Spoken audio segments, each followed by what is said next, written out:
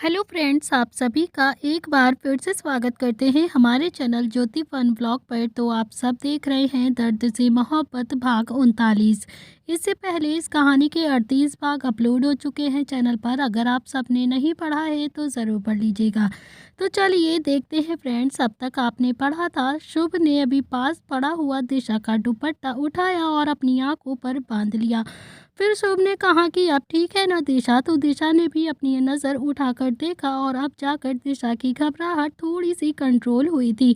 दिशा ने फिर धीरे से हाँ में अपनी गर्दन हिला के बोला हाँ ठीक है, और वो काफ़ी ज़्यादा शर्मा गई। अब देखते हैं आगे क्या होता है। शुभ ने शरारत भरे अंदाज में कहा कि अब तुमने मुझे गधाधारी तो बना ही दिया है ना, तो अब मुझे तुम खाना भी खिला दो दिशा प्लीज़। तो दिशा को अभी काफ़ी ज़्यादा शर्म तो आ रही थी, लेकिन फिर भी शुभ के ऐसा कहने से वो थोड़ा सा कंफर्टेबल फील करने लगती है। और फिर दिशा ने अभी शुभ को चेयर पर बैठा दिया और उसे खाना खिलाने लगी। तभी शुभ ने भी खाना खाते हुए कहा कि तुम भी खा लो ना, वरना मैं अपने स्टाइल में खिला दूंगा तुम्हें। तो दिशा ने भी अभी खाना खा लिया था, और जब दोनों ने अच्छे से खाना खा लिया तो फिर शुभ ने अभी दिशा को अपनी गोद में बिठा लिया। शुभ के होंठ अभी लगातार दिशा की गर्दन पर घूम रहे थे। तो दिशा भी अब शुभ के साथ इस वक्त बहुत अच्छा महसूस कर रही थी। दिशा ने अभी शुभ का हाथ पकड़ा हुआ था और उसकी उंगलियों से खेल रही थी, और अभी शुभ के होंठ लगातार दिशा की गाल से होते हुए उसकी गर्दन तक घूम रहे थे। दोनों ही अभी एक दूसरे के बेहद करीब थे। शुभ ने कहा कि दिशा कल पार्टी में सगाई कर ले क्या। तो शुभ की बात सुनकर अभी दिशा ने हैरानी से शुभ की तरफ देखा, और फिर शुभ ने महसूस कर लिया कि दिशा अभी उसे ही देख रही है। तो शुभ ने मुस्कुरा कर कहा कि मुझे क्या देख रही हो, बताओ ना, क्या हम कल सगाई कर ले। तो दिशा ने अभी कुछ भी नहीं कहा और वो पलट कर शुभ को कस कर गले लगा लेती है। तो शुभ ने भी अभी दिशा को कस कर गले लगा लिया था। शुभ भी समझ गया था कि दिशा सगाई के लिए अभी रेडी हो गई है। तो दोनों ही अभी एक दूसरे को गले लगा कर महसूस कर रहे थे। अभी उनके कमरे के गेट से बाहर अभी नील गुजर रहा था। तो नील अभी थोड़ा सा आगे गया और वो जल्दी से फिर से वापस आया, और कमरे का गेट हल्का सा खुला हुआ था। तो अभी उसने कमरे में झांक कर देखा तो शुभ ने अपनी आंखों पर दुपट्टा बांधा हुआ था। तो दिशा अभी शुभ की गोद में ही बैठी हुई थी और दोनों ही एक दूसरे को गले लगाए हुए थे। शुभ के चेहरे को अभी बहुत अच्छा लग रहा था और वो मुस्कुरा रहा था। तो नील के चेहरे पर भी मुस्कान आ गई। नील ने मन ही मन खुद से कहा कि अब तू गया छोटे शेर, तो सबकी बैंड बजाता है ना, अब तेरी बैंड मैं बजाऊंगा। अगले ही पल अभी नील ने मन ही मन कहा कि आई विश मेरा शुभ अपनी दिशा के साथ ऐसे ही खुश रहे। फिर नील अभी उन्हें एक नज़र देखकर वहां से चला गया। और नेक्स्ट मॉर्निंग अभी शुभ दादी के पीछे पीछे घूम रहा था, और दादी जो अपना काम कर रही थी। शुभ ने कहा कि दादी, मैंने ना बहुत मुश्किल से अभी दिशा को मनाया है, प्लीज़ आज शाम की पार्टी कर दो ना प्लीज़, मेरी उसके साथ अभी इंगेजमेंट भी कर दीजिए ना। तो दादी ने भी शुभ की बातों को इग्नोर करते हुए कहा कि बता तो ऐसे रहा है जैसे लंदन वाली को मना कर आया है, हट यहाँ से, मुझे काम करने दे, समझा, और मेरे पीछे पीछे मत घूम। तो शुभ ने अभी मनाने वाली टोन में कहा कि प्लीज़ दादी मान जाओ ना प्लीज़। तो दादी ने कहा कि शुभ, तेरा दिमाग खराब हो गया है क्या। मेरा दिमाग नहीं खराब हुआ है, अभी मेरे नील की शादी नहीं हुई, नव्या का रिसेप्शन नहीं हुआ और मैं तेरी सगाई कर दूँ। तू क्या चाहता क्या है नील, निहाल मुझ पर बरस पड़े, यही चाहता है ना तू। तो शुभ ने कहा कि दादी, मैं कौन सा कोई स्पेशल पार्टी ऑर्गेनाइज करने के लिए कह रहा हूँ, प्लीज इसी पार्टी में मेरी दिशा के साथ सगाई कर दीजिए, बस और कुछ नहीं। शादी जब आप कहोगी तब कर लूंगा, बस और कुछ भी नहीं। तो दादी ने कहा कि मुझे कुछ नहीं पता, जाकर रुद्र से खुद ही बात कर ले या फिर नील से कर ले, मुझे कुछ नहीं पता। तो शुभ ने अभी अपने दोनों हाथ अपनी कमर पर रखे और बोला कि आज मैं संजय के पिताजी से बात करूंगा, अगर उन्होंने हाँ कर दी तो फिर कोई भी मेरा कुछ भी नहीं बिगाड़ सकता, ये आइडिया सबसे बेस्ट है। तो दादी ने भी अभी हंसकर कहा कि हाँ हाँ जा, उनके सामने तेरी जुबान तो खुलती नहीं है, बात तू भला करेगा, हट आगे से, भागे यहाँ से। तो शुभ ने कहा कि दादी चैलेंज मत करो, आज मैं संजय के पिताजी को पटाकर ही रहूंगा। तो दादी अभी हिम्मत ये मर्द, मर्द ये खुदा, इसका मतलब मुझे नहीं पता है। तो दादी ने अभी अपने सिर पर अपना हाथ मार लिया और फिर बोली कि अभी तू खुद बच्चा है और फिर तुझे शादी करने की पड़ी हुई है, शर्म नहीं आती तुझे। तो शुभ ने अभी हिम्मत करके कहा कि दादाजी के कमरे में गया और फिर दादाजी भी बेड पर बैठे बैठे हुए थे और कोई किताब पढ़ रहे थे। शुभ जल्दी से उनके पास गया और उनके पैर दबाने लगा। तो दादाजी ने कहा कि अब ज़्यादा मस्का लगाने की ज़रूरत नहीं है, समझा? अब बोल कि किस काम से आया है वो बता तू जल्दी से। तो शुभ ने भी कहा, अरे नहीं दादाजी, मस्का लगाने नहीं आया हूँ मैंने सुना है कि घर के बड़े बुजुर्गों के पैर में जन्नत होती है, जन्नत, बस वही जन्नत देखने के लिए आया हूँ। पर देख नहीं रही है दादाजी, आपके पैर काले काले नजर आ रहे हैं। तो दादाजी ने भी अभी मुस्कुरा कर कहा कि जिस उम्र में तुम गुजर रहे हो ना बेटा, उस उम्र से मैं गुजर चुका हूँ। तो मुझे अभी जन्नत वाला पाठ मत ही पढ़ा तू, और ये बता कि क्यों आया है तू यहाँ पर। तो शुभ ने कहा कि अरे नहीं दादाजी सच में आपके पैर ही दबाने आया था मैं। तो दादाजी ने अभी अपनी बुक को पेज पलटते हुए कहा कि ठीक है, तो फिर अच्छे से ही दबा दियो। तो शुभ अभी करीब 20 मिनट तक दादाजी के पैर दबाता रहता है और फिर शुभ थकने लगता है। तो शुभ ने अभी मन ही मन खुद से कहा कि मैं क्या करने आया था और क्या कर रहा हूँ, बात तो कर नहीं रहा हूँ मैं, उल्टा उनके पैर ही दबाने में लगा हुआ हूँ। कहाँ फंस गया यार मैं। अब दादाजी ना मुझे 2 घंटे से पहले नहीं छोड़ेंगे।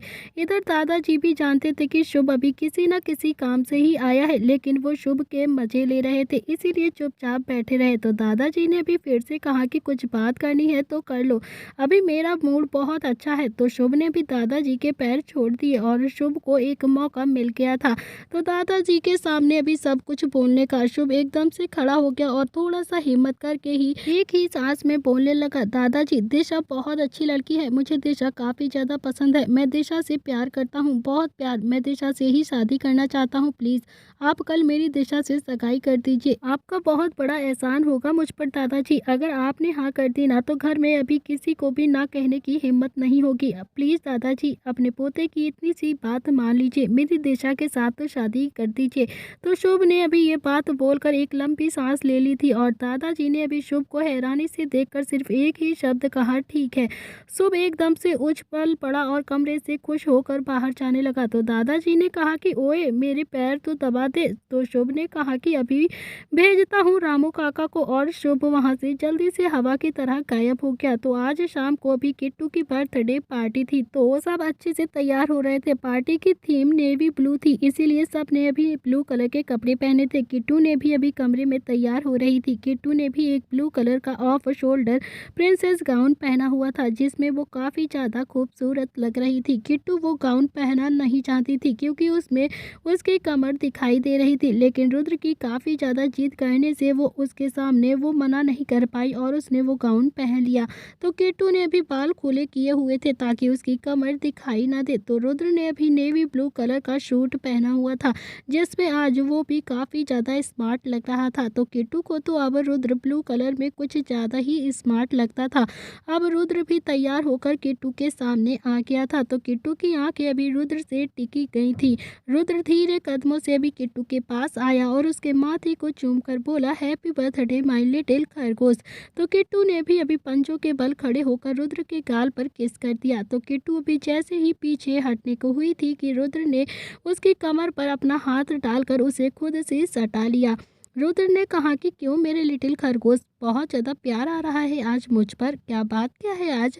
तो किट्टू ने अभी थोड़ा सा शर्मा कर हाँ में अपनी गर्दन हिला दी। रुद्र अगले ही पल अभी किट्टू को किस करने लगता है। तो किट्टू भी अभी अपनी आंखें बंद किए हुए रुद्र में खो रही थी और एक डीप किस के बाद रुद्र ने अपना माथा किट्टू के माथे से लगा दिया और दोनों की आंखें बंद थीं। दोनों एक दूसरे को अच्छे से अभी फील कर रहे थे। तो किट्टू ने भी अपनी आंखें धीरे धीरे खोली और रुद्र की आंखों में देखने लगी। तो किट्टू की आंख में अभी हल्का सा पानी आ गया था, जो शायद खुशी का ही था। तो रुद्र ने भी अपना एक हाथ किट्टू के गाल पर रखकर कहा कि हमेशा ऐसे ही रहना चाहती हो ना मेरे साथ। तो किट्टू ने हाँ में अपनी गर्दन हिला दी। तो रुद्र ने भी बारी बारी करके किट्टू की दोनों आंखों पर किस कर लिया।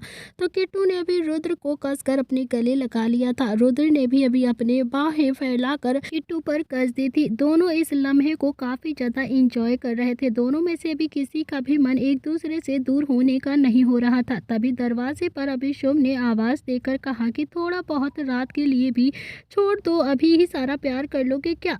तो रुद्र और किट्टू के अभी कानों में जैसे ही शुभ की आवाज़ पड़ती है तो वो दोनों ही एक दूसरे को थोड़ा सा दूर करते हुए देखने लगते हैं। तो रुद्र ने भी हैरानी से शुभ को देखा तो शुभ ने कहा कि रोमांस की बात कर रहा हूँ और कुछ नहीं, थोड़ा रोमांस रात को भी कर लेना, अभी पार्टी में चलते हैं ना भाई। तो रुद्र ने कहा कि ठीक है तू चल, हम अभी आ रहे हैं। तो शुभ ने अभी शिकायत भरे लहजे में कहा कि जा रहा हूँ, और मैंने ना आपसे कहा था कि हम किट्टू और दिशा की पार्टी क्रूज पर रखेंगे, लेकिन आपका काम हमेशा ही बीच में आ जाता है भाई। तो रुद्र ने कहा कि देख, मैं ना बहुत अच्छे मूड में हूँ, इसीलिए मुझे गुस्सा मत दिला तू, समझा। तो जब नील की शादी हो जाएगी तब प्लान बनाएंगे। तो शुभ ने कहा कि देखते हैं आपके प्लान ऐसे ही होते हैं भैया, एंड मोमेंट पे आकर कैंसिल हो जाते हैं। तो रुद्र ने भी एक नज़र किट्टू को देखा और फिर शुभ से कहा कि शुभ तुम किट्टू को लेकर नीचे जाओ, मैं अभी आता हूँ। तो किट्टू ने भी अभी हैरानी से रुद्र को देखा तो रुद्र ने अभी किट्टू के गाल पर अपना हाथ रखकर कहा कि तुम नीचे जाओ, मैं बस अभी 2 मिनट में आया, ओके। तो किट्टू अभी शुभ के साथ नीचे चली गई थी। किट्टू के जाते ही रुद्र ने अभी किट्टू की पेंटिंग ढूंढना शुरू कर दिया था। रुद्र बहुत देर तक अभी किट्टू की पेंटिंग ढूंढता रहता है, लेकिन उस पूरे कमरे में उसे किट्टू की पेंटिंग नहीं मिली। तो रुद्र एक जगह पर खड़ा हो गया और सोचने लगा कि आखिर किट्टू ने वो पेंटिंग कहाँ पर रखी होगी।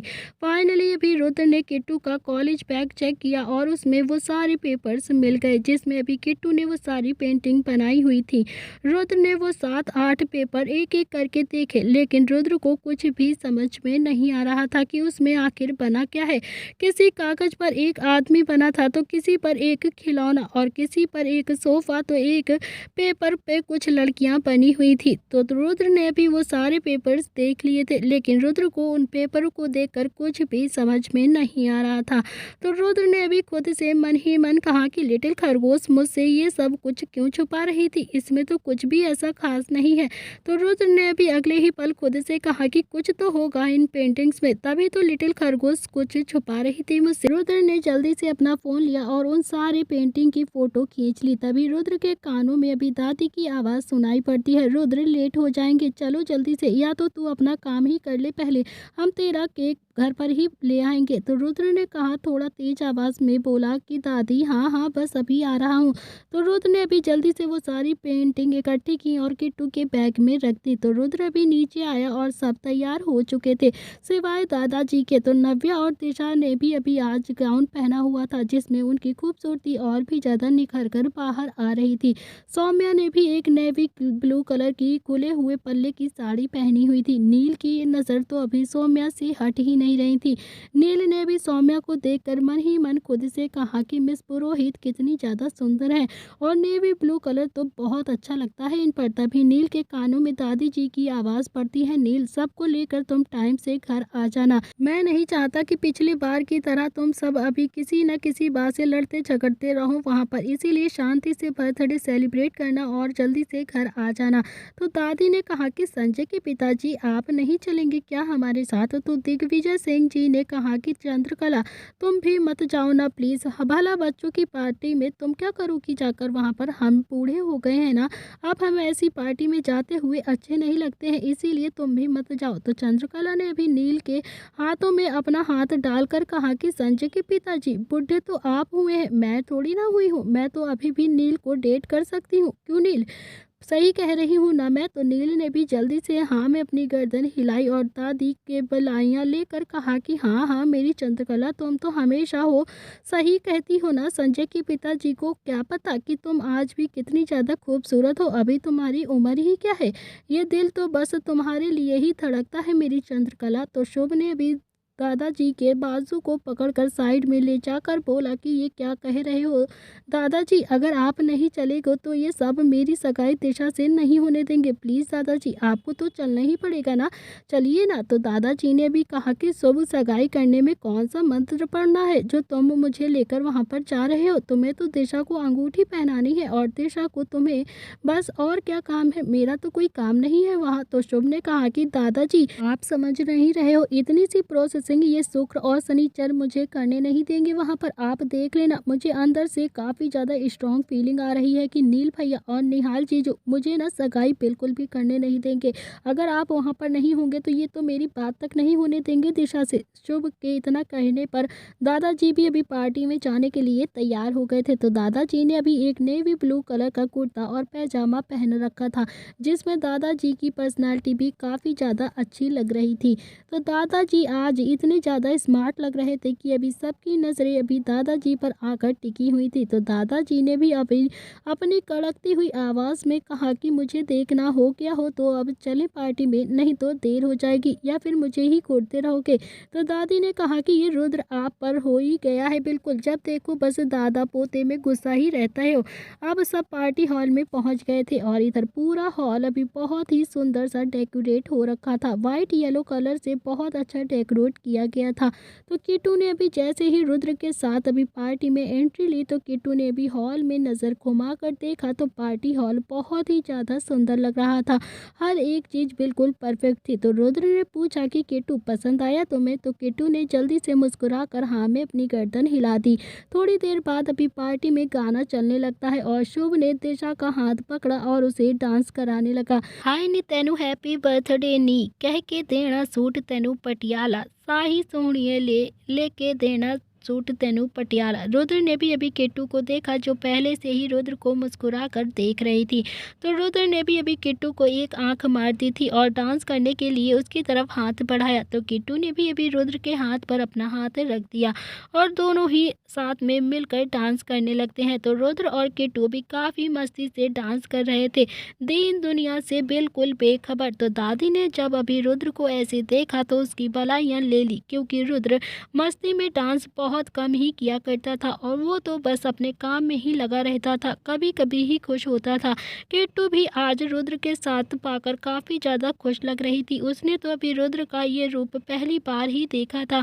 तो नील की सगाई में भी अभी रुद्र ने इतना खुलकर डांस नहीं किया था कि जितना आज वो किट्टू की पार्टी में कर रहा था। तो नव्या और निहाल भी अभी साथ में ही डांस कर रहे थे। नव्या भी निहाल के साथ काफ़ी ज़्यादा खुश लग रही थी।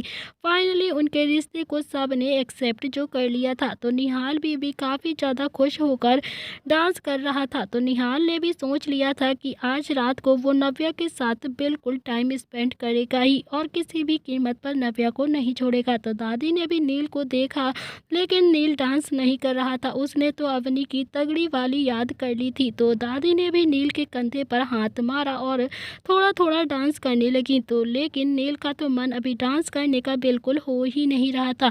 सबको डांस करता हुआ देखकर नील अवनी को बहुत ज़्यादा मिस कर रहा था। आज उसे काफ़ी ज़्यादा अवनी की याद आ रही थी। तो दादी ने भी सौम्या से कहा कि सौम्या तुम ही जाओ और इसे डांस फ्लोर पर ले आओ, वरना ये तो डांस करेगा ही नहीं। तो सौम्या ने भी अभी नील का हाथ पकड़ा और डांस फ्लोर की तरफ उसे ले जाते हुए कहा कि चलो नील तुम भी डांस कर लो, तुम ही कहते हो ना कि ज़िंदगी बिल्कुल आइसक्रीम जैसी है, टेस्ट कर लो वरना वेस्ट ही हो जाएगी। तो सौम्या की बात सुनकर अभी नील काफ़ी ज़्यादा मुस्कुराने लगा। फिर सौम्या और नील ने भी साथ मिलकर डांस किया, लेकिन उस पार्टी में दो नज़रें उन्हें घूर कर देख रही थी। तो फाइनली भी जी भरकर डांस करने के बाद दादी ने कहा कि चलो अब ना केक कट कर लेते हैं। तो दिशा और किट्टू अभी आगे आती हैं और जैसे ही उनके सामने वाइट कलर का बड़ा सा केक आया तो उन दोनों की आंखें एकदम से भर आई, क्योंकि उन दोनों का आज तक किसी ने भी बर्थडे सेलिब्रेट नहीं किया था। तो सौम्या ने भी अपनी बेटियों को देखा तो उसकी भी आंखें भर आई थी।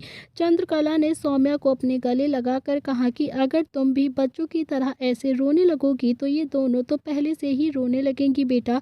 जो बीत गया है ना वो बीत गया है, अब इन सारे बच्चों के साथ मिलकर केक काटो। तो सौम्या ने भी अपने आंसू पोंछते हुए कहा कि नहीं माँ जी, किट्टू के साथ रुद्र ही केक काटेगा। तो सोम ने जल्दी से कहा कि हाँ हाँ मैं केक काटने के लिए बिल्कुल तैयार हूँ। तो नील ने भी शुभ के सर पर एक मार कर कहा कि तुझे नहीं कह रहे हैं, रुद्र से कह रही है, समझा। तो दिशा के साथ तो मैं केक कटवाऊंगा ना। तो शुभ ने भी नाराज होते हुए कहा ठीक है भैया। तो रुद्र ने कहा कि प्लीज़ मिस पुरोहित आप ही कटवा दीजिए, आपका हक मुझसे पहले है। तो दिशा भी बहुत ज़्यादा एक्साइटेड थी, तो उसने बोला कि ओ गॉड, सब लड़ क्यों रहे हो? मैं किट्टू कोई बच्ची थोड़ी है, हम खुद ही काट लेंगे केक। तो अभी शुभ ने दिशा की भलाइयाँ लेते हुए कहा कि हाँ हाँ, और क्या, मेरी पिकाचू बड़ी हो गई है और जब लड़की बड़ी हो जाती है ना तो उसकी शादी भी कर देनी चाहिए थी।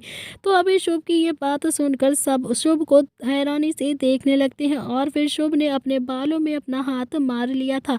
और फाइनली अभी किट्टू और दिशा ने दोनों ने मिलकर केक को काटा और फिर सबको खिलाया। तो किट्टू ने अभी रुद्र को जैसे ही केक खिलाया तो रुद्र ने बड़े ही प्यार से किट्टू के हाथ से वो केक खाकर उसकी उंगलियों को सक करने लगा, लेकिन किट्टू के गाल अभी टमाटर से बिल्कुल लाल हो गए थे। तो दिशा ने जब अभी शुभ को केक खिलाया तो शुभ ने भी केक तो खा लिया था, लेकिन आंख मार कर कहा कि मैं ना अपना केक रात को ही खाऊंगा, अभी इससे कोई भी मन नहीं भरा है मेरा। तो शुभ की बात सुनकर दिशा की पलकें झुक गईं। तो किट्टू और दिशा ने अभी दादा दादी के पैर छुए और किट्टू और दिशा फिर नील के पैर छूने लगी, लेकिन नील अभी पीछे हट गया। नील ने कहा कि नहीं नहीं बच्चा, तुम तो मेरी नव्या जैसी हो और मेरी बहनें कभी भी पैर नहीं छूती हैं। तभी शुभ ने कहा कि अटेंशन अटेंशन प्लीज, मुझे आप सबको एक बात बतानी है। मेरा मतलब है मैंने आज एक सरप्राइज प्लान किया हुआ है। तो शुभ की ये बात बोल रहा था और उसके चेहरे पर काफ़ी खुशी भी थी, तो उसके दिल में भी धक धक हो रही थी। उसे पक्का पता था कि नील और निहाल उसकी सगाई दिशा से बिल्कुल भी होने नहीं देंगे। तो नील ने कहा कि हाँ हाँ बोलना, ज़्यादा एक्टिंग मत कर। तभी शुभ ने कहा कि मैं आज दिशा से सगाई कर रहा हूँ। और ये सुनते ही अभी दादी ने अपने सर पर हाथ मार लिया था और सब उसे हैरानी से देखने लगते हैं। तो शुभ ने अभी उन लोगों को काफ़ी ज़्यादा हैरान होते हुए देखा तो उसे काफ़ी ज़्यादा घबराहट हो गई और उसने कहा कि है ना सरप्राइज, चलो अब मैं अपना सगाई की रस्म पूरी कर देता हूँ। तो शुभ ने भी जल्दी से अपनी जेब से एक रिंग निकाली जिस पे अभी यस बना हुआ था। तो शुभ ने अभी पलक झपकाते हुए दिशा का हाथ पकड़ा और उसे वो रिंग पहनाने लगा, लेकिन वो रिंग अभी पहना पाता उससे पहले ही निहाल ने उसके हाथ से वो रिंग जल्दी से ले ली। तो शुभ ने भी थोड़ा इरिटेट होकर कहा कि मैं जानता था मैं जब कोई ऋषि मुनि यज्ञ करता है ना तो उसमें टांग जरूर लगा देता है कोई। तो नील ने कहा कि ओए ज़्यादा मत बोल, समझा, ये क्या बदतमीजी कर रहा था तू? बड़ा भाई अभी कुंवारा बैठा है और तुझे सगाई करने की पड़ी है, और वैसे भी दिशा आज ही 18 साल की हुई है, समझा, कोई भी सगाई नहीं होगी तेरी उसके साथ, समझा। तो निहाल ने भी दादी की तरफ देखकर कहा कि अच्छा, मेरा रिसेप्शन तो हुआ नहीं है और इसकी सगाई आप पहले ही करा दो। फिर उसने अभी नील को देखा और उसमें गुस्से से बोला कि तू तू क्यों कह रहा था कि 2 पैसे बचाने का, अब बोल ना, अब ये 2 पैसे क्यों बचा रहा है, बोल। मुझे कुछ भी नहीं पता है, मेरा रिसेप्शन पहले होगा, मैं अब अकेले अपने घर में काफ़ी ज़्यादा बोर हो जाता हूँ, मुझे मेरी बीवी अपने विला में चाहिए और कुछ नहीं पता मुझे। तो नील ने भी कहा कि ऐसा है तो मैंने नहीं कहा कि इसे सगाई करने के लिए, और वैसे भी पहले मेरी शादी होगी और उसके बाद ही तेरा रिसेप्शन होगा, समझा, तब जाकर शुभ का नंबर आएगा। मुझे नहीं पता ये कैसे ही अपने आप प्लान कर लिया। तो शुभ ने अभी निहाल के हाथों में वो रिंग लेते हुए कहा कि मेरी रिंग वापस दो, मैंने दादाजी से परमिशन ले ली है ना दादाजी। अभी सब दादाजी की तरफ देखने लगते हैं तो दादाजी ने ना में अपनी गर्दन हिला दी। तो शुभ की आंखें तो अभी बाहर ही आ गई थी। शुभ ने कहा कि दादाजी आप इस उम्र में मुझसे मजे ले रहे थे।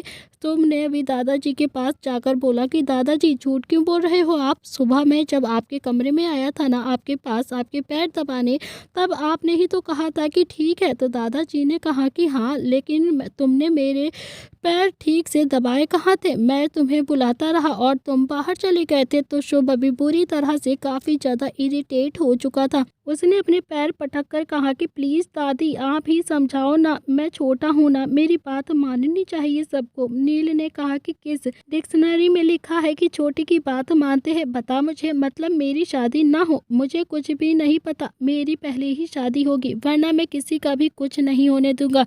जब मेरी शादी हो जाएगी उसके बाद ही सब अपना अपना करना। तो शुभ ने कहा सगाई तो मैं दिशा के साथ करके ही रहूंगा। तो शुभ ने अभी दिशा की उंगली पकड़ी और रिंग पहनाने लगा, लेकिन उस उससे पहले ही नील ने पीछे से उसे पकड़ लिया और उसे खींचने लगा। तो उन दोनों को देखकर अभी रुद्र ने अपने सर पर हाथ मारकर कहा कि मेरा बड़ा भाई कभी भी बड़ा नहीं होगा लगता है, और छोटा भाई उससे ज़्यादा छोटा होता जा रहा है, क्या करूं मैं। तो शुभ ने भी चिल्लाते हुए कहा कि भैया भैया छोड़ो मुझे, प्लीज़ छोड़ दो ना, करने दो ना सगाई मुझे दिशा के साथ। तो नील ने कहा कि नहीं, जब तक मेरी शादी नहीं होती तेरी सगाई नहीं होने दूंगा मैं, समझा। आज तू सगाई कर रहा है और कल तू शादी कर लेगा, और मैं तो बस मुंह देखता ही रहूंगा ना। नहीं, पहले मेरी ही शादी होगी और उसके बाद ही तेरी सगाई होगा, समझे। तो शुभ ने भी हार मार कर लिंग अपनी मुट्ठी में बंद कर ली थी और नील को धकेलते हुए कहा कि आप दुनिया के पहले भाई होगे जिसे अपने भाई की खुशी देखी नहीं जा रही है। पक्का प्रॉमिस भैया, आपकी शादी के बाद ही मैं शादी करूंगा दिशा से, अब तो करने दो। तो निहाल भी अभी बीच में बोल पड़ता है कि हाँ हाँ, नहीं देखी जा रही है, कोई सगाई नहीं होगी यहाँ पर, समझे। पहले मेरा रिसेप्शन होगा, उसके बाद ही तुम दोनों का कुछ होगा, समझे। इतना कहकर अभी निहाल भी शुभ के मुट्ठी में से वो रिंग लेने की कोशिश करने लगता है, लेकिन अभी शुभ ने भी मुट्ठी बहुत कसकर बांधी हुई थी। तो निहाल ने भी शुभ की मुट्ठी पर अपना हाथ रख दिया था और उसे खींचने लगा था, और फिर शुभ की दूसरी तरफ से अभी अपना हाथ खींचने लगता है। तो नील ने भी निहाल को पीछे से पकड़ लिया था और उसे खींचने लगा। तो शुभ अभी कमजोर पड़ने लगा था। तो दिशा भी अभी पीछे से शुभ को पकड़कर खींचने लगती है। देखते ही देखते अभी नव्या भी दिशा को पकड़ लेती है और वो भी शुभ और दिशा को अपनी तरफ खींचने लगी। निहाल ने मुट्ठी खींचते हुए कहा कि नव्या नव्या थोड़ी बहुत तो शर्म कर लेती तुम, दिशा को देखो कैसे शुभ को सपोर्ट कर रही है, और एक तुम हो कि तुम अपने पति को सपोर्ट करने के बजाय उसे सपोर्ट कर रही हो, कैसी बीवी हो यार तुम, प्लीज़ जल्दी से आओ और मेरा सपोर्ट करो, तो ऐसे तो तुम्हें हमारा रिसेप्शन कभी भी नहीं होने देंगे। तो नव्या ने भी खींचते हुए कहा कि निहाल जी मुझे ये सब कुछ नहीं पता है, बस इतना पता है कि पिकाचू और शुभ एक दूसरे को बहुत ज़्यादा प्यार करते हैं और हमें किसी के प्यार करने वाले के बीच में नहीं आना चाहिए।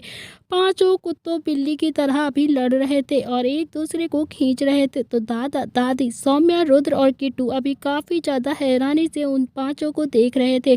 तो किट्टू को तो काफ़ी ज़्यादा हंसी आ रही थी और रुद्र को बहुत ज़्यादा गुस्सा आ रहा था। तो दादी ने भी अपने सर पर हाथ मार कर कहा कि ये मेरी औलाद पता नहीं कब बड़ी होगी, कभी कभी लगता है कि 4 साल के बच्चे में इनसे ज़्यादा मेच्योरिटी होती है। तो दादी ने भी दिग्विजय सिंह को देखकर कहा कि संजय के पिताजी ये क्या कर रहे हैं, देखिए ना तो बच्चे कैसे लड़ रहे हैं। तो दिग्विजय सिंह ने कहा कि चंद्रकला परेशान क्यों हो रही हो, मैंने सुना है कि यहाँ की आइसक्रीम बहुत ही अच्छी होती है, चलो मैं और तुम आइसक्रीम खाते हैं, बच्चों का क्या है, लड़ झगड़ कर थक जाएंगे तो खुद ही मान जाएंगे। तो दिग्विजय सिंह ने अभी चंद्रकला को ये बात इतनी ज़्यादा प्यार से कही थी कि चंद्रकला के चेहरे पर भी एक मुस्कान आ गई थी और वो आइसक्रीम लेकर दिग्विजय सिंह के पास बैठ गई। तो दोनों अभी सीनियर कपल आइसक्रीम खा रहे थे और पुरानी बातें याद कर रहे थे और काफ़ी ज़्यादा खुश हो रहे थे। तो सौम्या भी अभी उन पाँचों को देखकर हंस पड़ती है। तो सौम्या की तो हंसी कंट्रोल ही नहीं हो रही थी। पार्टी में कुछ मेहमान चले गए थे और जो मेहमान बचे हुए थे वो सब शुभ की तरफ हो गए थे और कुछ नील निहाल की तरफ हो गए थे। तो रुद्र भी उन सबको गुस्से से देख रहा था। रुद्र ने भी दादा दादी को देखा तो उसे और ज़्यादा गुस्सा आ गया था। तो रुद्र ने किट्टू को देखा जो अभी भी हंस रही थी। रुद्र ने भी किट्टू को देखकर गुस्से में कहा कि तुम यहाँ पर क्यों खड़ी हो, जाओ जाओ तुम भी अपने देवर को सपोर्ट करो जाके ना, और फिर अपने जेठ को सपोर्ट कर लेना, सब पागल हो गए हैं, सब के सब पागल हैं और तुम भी इन पागलों को देखकर हंस रही हो किट्टू। तो रुद्र ने भी अपने सिर पर हाथ मार कर कहा यकीन नहीं आता कि ये मेरे भाई बहन है या फिर मेरी फैमिली है जो मेरे सारे मेहमानों के सामने कुत्ते बिल्ली की तरह लड़ पड़ते हैं, क्या करूं मैं इन सब का। और हमारे तो मेहमान भी ऐसे ही हैं, कुछ इनके साथ लड़ने लगे तो कुछ चले गए। रुद्र ने भी गुस्से में दादा दादी के पास आकर बोला दादाजी ये सब कुछ क्या हो रहा है, आपने इन्हें मना क्यों नहीं किया, आप इन पार्टी को एंजॉय करने आए थे या फिर ये सब कुछ देखने। तो दादाजी ने भी आइसक्रीम चंद्रकला को खिलाते हुए कहा तो पार्टी तो एंजॉय कर रहे हैं ना हम, देखो मेहमान भी कैसे उनकी तरफ ही लड़ने लगे। तो सारे भी एक दूसरे को खींच रहे थे, कितना तो मजा आ ही रहा था कि कैसे पार्टी एंजॉय करते हैं। थोड़ा डांस किया, खाना खाया और फिर घर पर चले गए थे। और भला ये कैसी पार्टी हुई। तो रुद्र अभी बिल्कुल भी उम्मीद नहीं कर रहा था दादाजी से कि वो ऐसा कुछ ऊट पटांग सा जवाब देंगे। तो रुद्र ने कहा कि दादाजी कि क्या हो क्या गया है आपको? आपने ड्रिंक तो नहीं कर ली है ना? आप देखिए तो कौन कहेगा कि ये बिजनेस टाइकून है? कौन कहेगा कि ये प्रताप इंडस्ट्री के ओनर है? तो दादी ने कहा कि हमें मत सिखा रुद्र बेटा, ये बिजनेस टाइकून ओनर ये सब तो लोगों को दिखाने वाली बातें होती है ना। दिल से वो अभी भी संजय की औलाद है। अगर जी भर रहा है उनका ऐसे लड़ाई करने से तो करने दो ना। अगर एक दूसरे को परेशान करके उन्हें मजा आ रहा है तो उन्हें थोड़ा सा मजा करने दो ना। और क्या कर ही रहे हैं बेचारे। तो बाद में यही सब बातें याद आती हैं बेटा। तो दादाजी ने कहा कि चंद्रकला चलो हम घर चलते हैं, बच्चे अपने आप ही आ जाएंगे घर पर। तो दादी ने भी मुस्कुराकर दिग्विजय सिंह को देखा और फिर दादा दादी पार्टी से घर चले गए। तो रुद्र भी उन्हें काफी ज्यादा हैरानी से जाता हुआ देख रहा था। रुद्र अपनी कमर पर हाथ रखकर नील और शुभ को रिंग के लिए लड़ते हुए देख रहा था। तभी शुभ के हाथों से वो रिंग उछल पड़ती है और सब रिंग को देख रहे थे और वो रिंग रीता आंटी के हाथ में जाकर गिरती है। तो रीता आंटी ने भी रुद्र के पास आकर रिंग देते हुए कहा कि ये सही है, रात किसी के साथ बिताओ और शादी किसी और के साथ कर लो। तो रुद्र अभी रीता की बात समझ रहा था। तो रुद्र अभी रीता आंटी को समझकर कुछ कहता उससे पहले ही नील ने कहा कि क्या बकवास कर रही हो आंटी। तो रीता ने कहा कि बकवास मैं कर रही हूँ या फिर शुभ कर रहा है। शुभ ने रातें मेरी बेटी के साथ बिताई हैं और अब सगाई वो दिशा के साथ कर रहा है। तो रीता ने अभी सौम्य की तरफ देखकर कहा कि और बेटी देने वाले भी ऐसे ही है, बिना लड़के की जांच पड़ताल किए दे रहे हैं अपनी बेटी की शादी। तो निहाल ने भी गुस्से में रीता आंटी को पॉइंट करते हुए कहा कि ऐसा है आंटी, आप जैसे रिश्तेदारों की जरूरत नहीं है हमें, तो जाइए आप यहाँ से। अगर हमारे शुभ के बारे में तो हम आप जैसी आंटी को अपनी पार्टी में बिल्कुल भी बर्दाश्त नहीं कर सकते हैं। आप यहाँ से अभी के अभी चले जाइए। तो रुद्र ने भी सबको शांत कराया और फिर रीता के पास जाकर बोला कि क्या प्रॉब्लम क्या है, आखिर आप शुभ को ऐसे कैसे बोल सकती हैं। अगले ही पल अभी रीता आंटी ने थोड़ी सी घड़ियाली आंसू बहाने शुरू कर दिए थे और फिर बोले कि जिस रात नील की सगाई हुई थी ना, उस रात शुभ ने मेरी तनु के साथ एक ही कमरे में, इतना बोलकर अभी रीता फूट फूट कर रोने की एक्टिंग करने लगती है। तो रुद्र ने कहा कि बताइए बताइए क्या किया था शुभ ने तनु के साथ। तो रीता ने कहा कि मेरी बेटी को अभी ड्रग्स देकर उसके साथ पूरी रात, इतना कहकर तनु और रीता दोनों ही जोर जोर से रोने की एक्टिंग करती हैं। तो नील का गुस्सा अभी कंट्रोल से बाहर हो गया था और उसने आंटी के ऊपर चिल्लाते हुए कहा कि बकवास बंद करो अपनी और चली जाओ यहाँ से। हमारा शुभ बिल्कुल भी ऐसा नहीं है, किसी भी लड़की का फायदा बिल्कुल नहीं उठाता। वो बोलने से पहले सोचा तो करो कि आप अपनी बेटी को ही बदनाम कर रही हो आंटी। क्या आपके पास कोई और सबूत है कि शुभ ने ही ये सब कुछ किया है, बताइए हमें। तो रीता ने अभी अपने आंसुओं को पोंछते हुए थोड़ा बेबस भरी आवाज में कहा कि हाँ नील, है सबूत मेरे पास, वरना बिना सबूत मैं भी यहाँ पर नहीं आती। तो रीता ने अभी अपने फ़ोन में से करके एक वीडियो निकाल कर रुद्र के सामने रख दी थी। तो रुद्र अभी वो वीडियो देख रहा था तो नील भी उसके पीछे जाकर वो वीडियो देखने लगता है। तो उस वीडियो में अभी शुभ ने एक लड़की को अपनी गोद में उठाया हुआ था और बेड की तरफ लेकर जा रहा था। तो उस लड़की के बदन पर अभी सिर्फ एक टॉवल ही था। तो उस लड़की की शक्ल अभी साफ साफ दिखाई तो नहीं दे रही थी, मगर वीडियो देखकर रुद्र का पारा एकदम से चढ़ गया था। रुद्र ने भी मोबाइल रीता आंटी के हाथ में थमाया और फिर शुभ के सामने आकर खड़े होकर गुस्से में बोला कि सच सच बता शुभ, क्या किया है तूने तनु के साथ, जल्दी बता मुझे। तो शुभ ने भी अपनी सफाई देते हुए कहा कि भैया मैं सच कह रहा हूँ, मैंने कुछ भी नहीं किया है। आपको यकीन नहीं आता तो आप दादी से पूछ लो, लेकिन दादी तो अभी पार्टी से चली गई थी। तो रुद्र ने भी फिर से गुस्से में कहा कि शुभ, जो मैं कह रहा हूँ कि उस रात में क्या हुआ था मुझे सच सच बता दे, वरना तू जानता है मेरा हाथ उठ जाएगा। तो शुभ ने कहा कि भैया मैं सच कह रहा हूँ, मैंने तनु के साथ कुछ भी नहीं किया है, उस रात मैं तनु के साथ था ही नहीं। मैं तो शुभ ने अभी इतना ही कहा था कि फिर वो एकदम से चुप हो गया। वो सबके सामने भी दिशा का नाम नहीं लेना चाहता था, वो सौम्य की नज़रों में अभी गिरना नहीं चाहता था। इसीलिए शुभ नहीं चाहता था कि सौम्या ये सब कुछ समझे कि शुभ अभी दिशा का फायदा उठाता है। इसीलिए शुभ ने अभी अपनी चुप्पी ही साध ली थी। तो रुद्र ने अभी फिर से पूछा, तो शुभ शुभ मैं तेरी चुप्पी का मतलब क्या समझूं? क्या समझूं कि तूने तनु के साथ कुछ गलत किया है? यही समझ लूं क्या? या तो तू मुझे सच सच बता दे, वरना तेरे लिए अच्छा नहीं होगा। तो शुभ को भी चुप देखकर नील ने कहा कि रुद्र, तू एकदम से खामखा रुद्र शुभ पर क्यों चिल्ला रहा है? इस वीडियो में लड़की की शक्ल तो साफ नजर नहीं आ रही है। जरूरी नहीं है कि ये लड़की तनु ही हो। रुद्र ने कहा कि ठीक है, अगर तनु नहीं है तो कोई और होगी ना ये लड़की। मान लेता हूँ कि तेरी बात की ये लड़की तनु नहीं है, और तो फिर कौन है ये लड़की? ईशा है। अगर ये ईशा है तो फिर ये दिशा से सगाई क्यों कर रहा है? इसे ईशा के पास होना चाहिए ना। अगर ये ईशा के साथ कुछ भी कर चुका है तो किस हक से ये दिशा की जिंदगी को खराब कर रहा है? तो दिशा से शादी करने के लिए इतना ज्यादा एक्साइटमेंट क्यों हो रहा है इसे? तो रुद्र का गुस्सा भी एकदम से बढ़ता जा रहा था। तो नील का दिमाग भी अब पूरी तरह से खराब हो चुका था। समझ में नहीं आ रहा था क्या करे। तो निहाल अभी शुभ को समझाते हुए बोलता है कि शुभ, कौन है ये लड़की? बता दे। अगर तू बता देगा तो गलतफहमी अभी के अभी दूर हो जाएगी, वरना रुद्र तुझे बिल्कुल ब्लेम करेगा और फिर रुद्र और तेरे बीच में काफ़ी ज़्यादा मिसअंडरस्टैंडिंग हो जाएगी। इसीलिए बता दे शुभ कि कौन है ये लड़की। तो शुभ ने अभी अपनी नज़रें चुराते हुए कहा कि मैं नहीं बता सकता भैया। तो रुद्र ने अभी फिर गुस्से में पूछा कि मैं आखिरी बार तुझसे पूछ रहा हूँ कि मुझे बता दे कि ये लड़की कौन है। लेकिन शुभ ने अभी भी अपनी चुप्पी साधी हुई थी।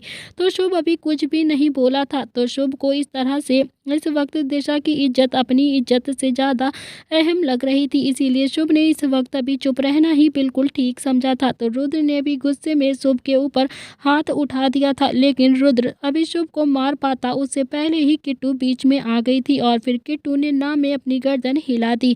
तो रुद्र अभी किट्टू की बातें समझ गया था और गुस्से में बोला कि तुम्हें यकीन है कि अपने देवर पर और मुझ पर नहीं यकीन है? तुम्हें 2 थप्पड़ लगेंगे ना तभी ये सच बोलेगा, इसीलिए सामने से हट जाओ किट्टू। तो रुद्र अभी गुस्से में किट्टू की बाजुओं को पकड़ता है और उसे साइड में कर देता है। तो रुद्र ने फिर से अभी शुभ पर अपना हाथ उठा दिया था। तो रुद्र का हाथ अभी शुभ के गाल को छू पाता उससे पहले ही दिशा बीच में आ गई।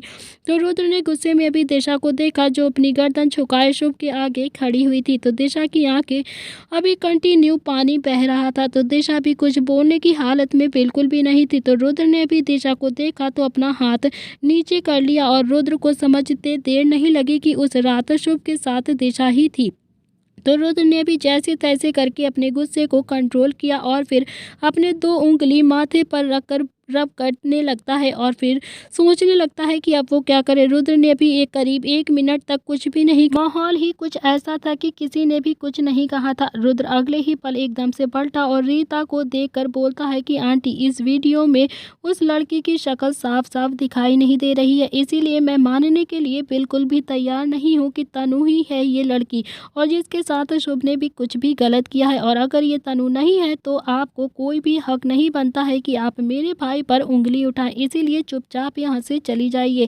तो रीता ने गुस्से में कहा कि वाह जी वाह, कितनी अच्छी बात है, सबूत दिखा रही हूँ, फिर भी उसके बाद भी अपने ही भाई की तरफदारी कर रहे हो तुम। तो नील अभी बीच में बोला कि ओ आंटी, ये सबूत नहीं है, इसमें तनु की शक्ल साफ साफ बिल्कुल भी दिखाई नहीं दे रही है। अरे तनु नहीं है तो कोई और ही लड़की होगी, और अगर कोई और लड़की है तो तुम्हारे भाई ने किसी दूसरी लड़की की जिंदगी तो खराब कर दी है ना। रीता ने बड़े ही गुस्से के साथ अपना पक्ष रखते हुए कहा। तो निहाल ने भी अभी बीच में आते हुए बोला कि कोई और लड़की है तो हम उस लड़की की फैमिली से अपने आप ही बात कर लेंगे, आपको इसके लिए परेशान होने की ज़रूरत नहीं है, आपको टेंशन लेने की ज़रूरत नहीं है, अब आप यहाँ से बिल्कुल बेफिक्र होकर जा सकती हैं। तो रीता को अब समझ में नहीं आ रहा था कि वो क्या करे।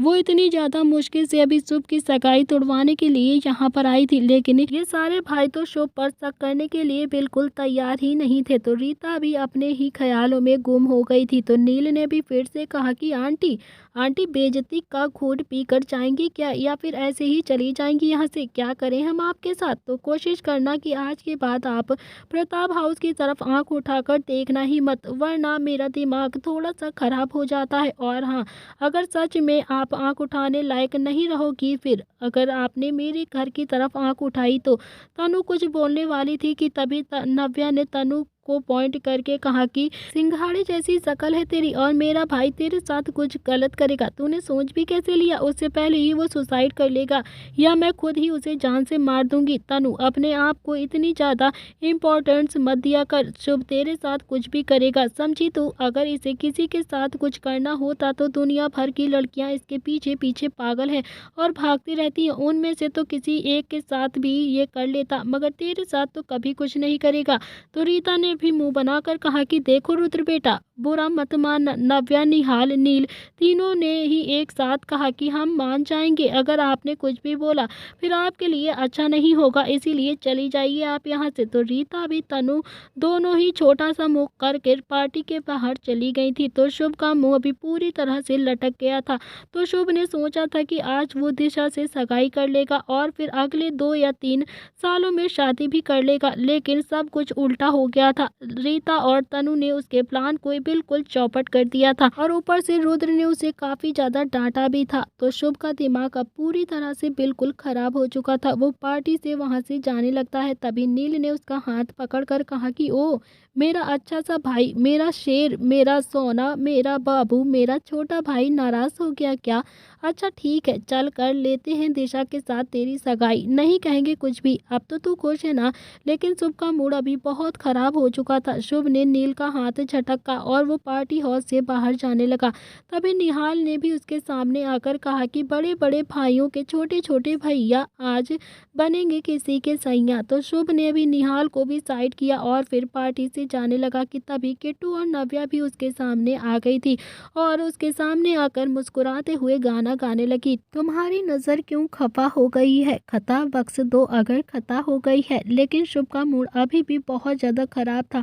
उसके बिल्कुल भी एक्सप्रेशन गायब हो चुके थे, इसीलिए उसने किट्टू और नव्या को भी हटाया और वहां से जाने लगा कि तभी रुद्र ने भी पीछे से कहा कि शुभ रुक जाओ, पार्टी खत्म नहीं हुई है अभी, हम सब अभी साथ में आए थे ना, इसीलिए साथ में ही घर जाएंगे। तो शुभ ने अभी बिना पलटे ही कहा कि मुझे नहीं रुकना है, आप सब पार्टी एंजॉय कीजिए, मुझे घर जाना है। तो शुभ अभी 2 कदम ही चला था कि रुद्र ने भी फिर से कहा कि शुभ बहुत हुआ, रुक जाओ, अगर तुम नहीं रुके ना तो फिर मुझसे बुरा कोई नहीं होगा। एक बात बोल रहा हूँ तुम्हें, उनकी बात माननी चाहिए। तो शुभ भी अभी गुस्से में आ गया था और उसने पलट कर कहा कि क्यों मानूं? आपने मेरी बात मानी थी क्या? आपने मेरी बात सुनी थी क्या? रीता आंटी ने एक वीडियो आपको दिखाई थी और फिर आप मुझ पर चिल्लाने लगे थे। आपको अपने भाई पर बिल्कुल भी यकीन नहीं था क्या? जो आपने मुझे डांटा। पार्टी का माहौल जो काफी हद तक अभी शांत हो गया था वो फिर से थोड़ा सा गर्म हो गया था। किसी को भी अपने कानों पर यकीन नहीं हो रहा था कि शुभ रुद्र से बहस करेगा, लेकिन आज रुद्र के बिहेवियर ने शुभ को बहुत ज्यादा हर्ट कर दिया था, इसीलिए शायद शुभ को रुद्र को जवाब देने के लिए मजबूर कर दिया था। तो शुभ ने अभी आगे कहा कि मैं जितना आपकी इज्जत करता हूँ आप मुझे उतना ही अपनी नज़रों में गिरा देते हैं। आपको ऐसा क्यों लगता है कि दादा दादी ने आपकी परवरिश ही अच्छे से की है और मेरी बिल्कुल भी नहीं करी है? अगर मुझे किसी भी लड़की के साथ कुछ भी गलत करना होता तो मैं कब का ईशा के साथ ही करके चला आता। तो तनु को तो अभी ड्रग देकर ये सब कुछ नहीं करता मैं। आप जानते हैं रीता आंटी की आदत, उसके बाद भी आपने मुझ पर शक किया, मुझे इतना ज़्यादा डांटा और मुझ पर हाथ उठाने के लिए भी तैयार हो गए थे आप।